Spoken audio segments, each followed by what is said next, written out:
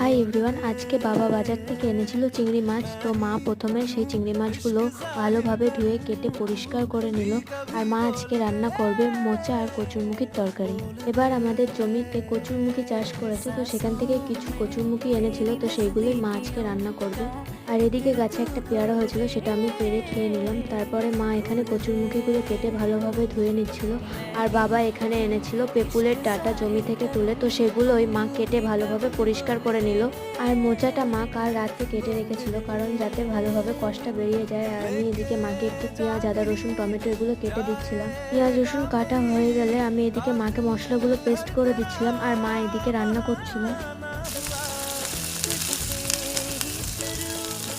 মায়ের রান্না কমপ্লিট হয়ে গেলে মা সবাইকে খেতে দিয়ে দিল। তারপর আমি আর মা খেতে বসে পড়লাম।